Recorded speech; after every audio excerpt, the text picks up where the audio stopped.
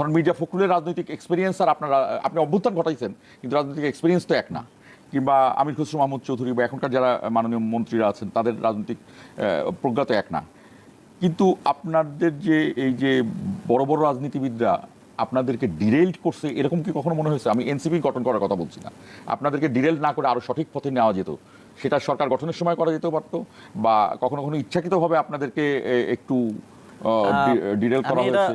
Specific কোনো ঘটনার আকারে বলবো না, এটা আমি বলবো যে এখানকার যে পলিটিক্যাল স্টাবলিশমেন্ট আছে, একেবারে গ্রাম থেকে শুরু করে ঢাকা শহরে পলিটিক্যাল ন্যাশনাল পলিটিক্যাল পার্টিগুলো সবাই গণঅভ্যুত্থানের পরে কোট আনকোট সমন্বয়কদের, তখন তো জেলা পর্যায়ে সমন্বয়ক ছিল, সেন্ট্রালের সমন্বয়ক ছিল, তাদেরকে নিজেদের রাজনৈতিক স্বার্থের কারণে ব্যবহার করার চেষ্টা করেছে এবং ব্যবহার করেছে অনেক ক্ষেত্রে। এবং যদি আমাদের কথা আসেন একেবারে সামনের সারির লিডারশিপ বা আমরা যারা সরকারে ছিলাম, এটা হয়েছে যে আমাদের অভিজ্ঞতার কারণে আমরা অনেক সময় মানুষ চিনতে ভুল করেছি। স্বাভাবিক নাকি? হ্যাঁ, কেউ একজন আপনার এই অনুযায়ী আপনার অভিজ্ঞতা হবে। এখন আমি তো তাদেরকে আগে থেকে তার সাথে আমার ওয়ার্কিং রিলেশনশিপ নেই, যেটা আমি বলতেছিলাম।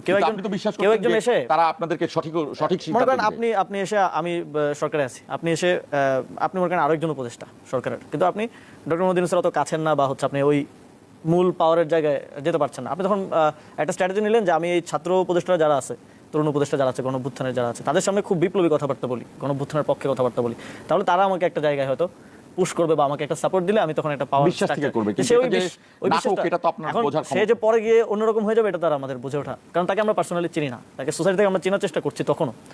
তো মুরব্বী হিসেবে আপনারা জেনারেলি তাদেরকে সামনে এগিয়ে দিয়েছি। অনেকে চেষ্টা করেছে যে নিজেদের স্বার্থে কোনোভাবে এই গণঅভ্যুত্থানের লেজিটিমেসিটাকে কাজে লাগানো যায় কিনা।